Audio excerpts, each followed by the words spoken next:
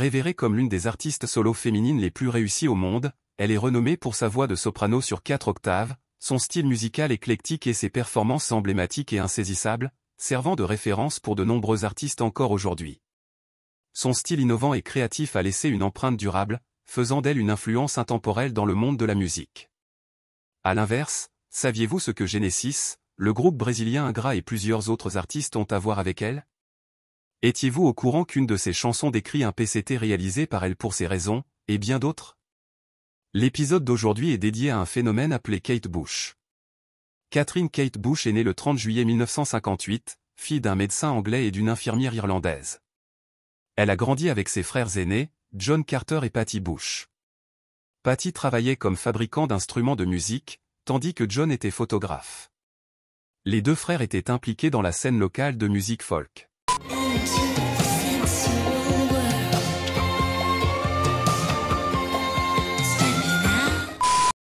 Enfant prodige, Kate s'est inspirée de cet environnement musical familial pour apprendre le piano et l'orgue à l'âge de 11 ans.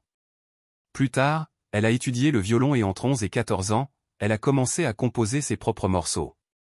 Pendant cette période, elle a produit avec ses frères une démo de plus de 50 compositions, rejetée par plusieurs maisons de disques.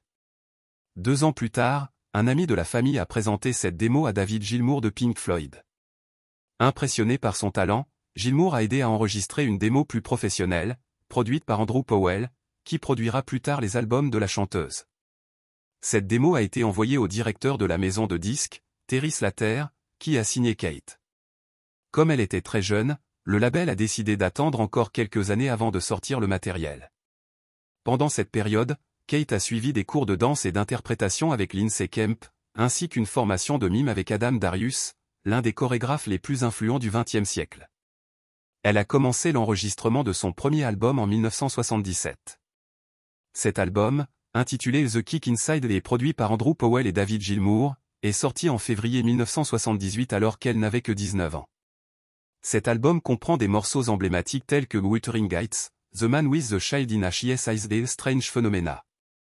Même dans ses premières œuvres, avec le piano comme instrument principal, Kate Bush mélangeait des influences diverses, tirant de la musique classique, du glam rock, ainsi que d'une large gamme de sources ethniques et folkloriques.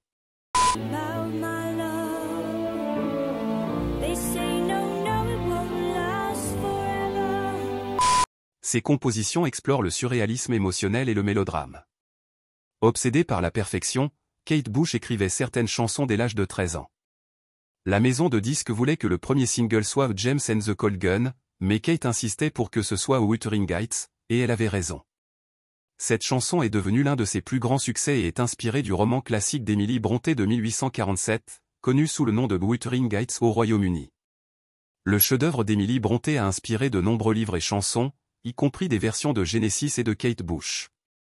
Le roman de style gothique a une histoire envoûtante derrière la romance, et les paroles tournent autour de Catherine et Heathcliff, les principaux personnages, en corrélation avec le livre où Catherine, après avoir perdu la vie, revient et rend visite à Heathcliff.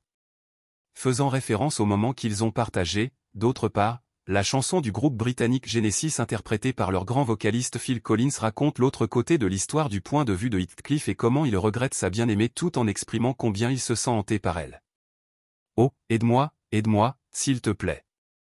La chanson de Genesis s'intitule Afterglow et fait partie de l'album Wind and Wine. Le célèbre auteur-compositeur-interprète brésilien et chef d'orchestre André Matos, mieux connu comme l'ancien chanteur principal de l'un des groupes de power metal les plus célèbres au monde, Anra, a repris l'une des chansons de Kate Bush sur le premier album du groupe basé à Sao Paulo, Angel's Cry. La chanson est de Wuthering Heights. Son influence a touché de nombreux artistes, dont Annie Lennox, Björk, Alanis Morissette et Stevie Nicks. À la fin de 1978, Kate enregistra son deuxième album, Lionheart, également produit par Andrew Powell, comprenant des singles comme Hammer Horror, Wow et Symphony in Blue. Les références littéraires pour composer certaines des chansons de cet album incluent Peter Pan, D.J. Barry et Arsenic and Lass, une pièce de l'auteur américain Joseph Kesselring écrite en 1939. Never for Forever est le troisième album studio sorti en septembre 1980, produit par John Kelly et coproduit par Kate. C'était son premier album numéro 1 et également le premier album d'une artiste solo britannique à dominer les charts britanniques avec des chansons comme Breathing et Army Dreamer. Les 2 premiers albums ont donné naissance à un son distinctif avec des arrangements orchestraux somptueux, tandis que la gamme de styles sur Never for Forever est beaucoup plus diversifiée, allant du rock aux valses mélancoliques.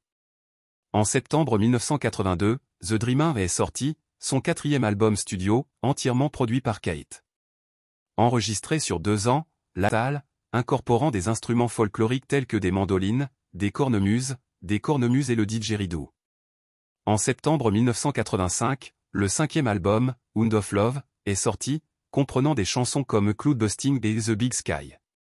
Malgré les éloges critiques, Kate était considérée comme trop coûteuse en ce qui concerne la production de ses performances, et elle était sur le point d'être congédiée par EMI. Le label désirait un style différent, parfois avec une touche plus pop ou rock, mais Kate savait exactement ce qu'elle voulait. En raison de cela, le processus d'enregistrement du prochain album était très différent de ses œuvres précédentes. Kate Bush voulait éviter les pressions temporelles et financières liées à l'embauche d'un studio, alors elle construisit son propre studio dans la grange de la ferme de ses parents. Il a fallu environ 18 mois pour le compléter, avec 12 mois dédiés uniquement au mixage et aux overdubs. Le résultat de ce travail exhaustif était un album aux chansons extrêmement structurées et conceptuelles, présentant une variété de couleurs, de textures et de mélodies incroyables. Initialement, elle avait prévu de créer 2 albums distincts, mais elle a fini par produire une suite en 2 parties, ainsi Hound of Love, l'un des albums les plus réussis de Kate, serait publié. Cet album a été inspiré par Peter Gabriel, un autre célèbre chanteur. Celui qui faisait également partie de Genesis, contient des références cinématographiques telles que dans la chanson Hello Earth, inspirée du film The Fatu. La chanson Hound of Love puise son inspiration dans le film d'horreur britannique Night of the Demon, ainsi que Cloudbusting et The Big Sky. En plus de l'une de ses chansons les plus réussies, Running Up That Hill, qui était la première composition de Kate pour l'album, initialement intitulé A Deal with God. Pour construire les rythmes, une machine à tambour électronique programmée par l'ingénieur du son Del Palmer a été utilisée. De manière similaire à l'album précédent, Kate a fait une utilisation extensive du synthétiseur Fairlight CMI dans la workstation. La maison de disques voulait initialement sortir la chanson Cloudbusting comme premier single de l'album, mais Kate les a convaincus de sortir Running Up That Hill en premier, affirmant que c'était la première chanson écrite pour l'album Hound of Love et qu'elle représentait mieux la portée de l'album. Dans les mots de Kate, elle dit « Pour moi, A Deal with God est le titre, mais on m'a dit que si j'insistais, des stations de radio dans au moins 10 pays refuseraient de la diffuser, Espagne, Italie, États-Unis, entre autres. Je trouvais ça ridicule. J'essayais de dire qu'un homme et une femme ne peuvent pas se comprendre parce que nous sommes un homme et une femme, et si nous pouvions échanger nos rôles et être à la place de l'autre pendant un moment, je pense que nous serions très surpris. Cela nous mènerait à une compréhension plus grande. J'ai pensé que la seule façon de le faire serait, vous savez, avec un pacte avec le diable, et puis j'ai pensé, eh bien, pourquoi pas un pacte avec Dieu, car c'est beaucoup plus puissant. La chanson Running Up That Hill a été reprise par le groupe britannique de rock alternatif Placebo en 2003. Récemment, 37 ans après sa sortie originale, elle a atteint la 8e position du classement Billboard Hot 100 Singles. La chanson a également fait son chemin sur les classements Spotify ici au Brésil et dans le monde entier, car elle apparaît dans le premier épisode de la 4e saison de la série Netflix Stranger Things. Cette chanson a également inspiré Coldplay dans leur chanson au Speed of Sound de 2005.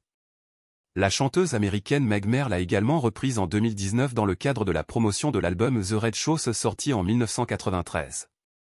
Kate a sorti le film The Line, The Cross and the Curve, contribuant directement à ce que nous connaissons maintenant comme audiovisuel, combinant des éléments musicaux et visuels innovants. Elle n'a jamais remporté de Grammy et tout au long de sa carrière, elle n'a entrepris qu'une seule tournée. Cependant, il est indéniable que Kate Bush est l'une des plus grandes influences dans la musique et le cinéma de tous les temps grâce à son style innovant. C'était un petit hommage à cet artiste remarquable reconnu dans les années 70 et 80.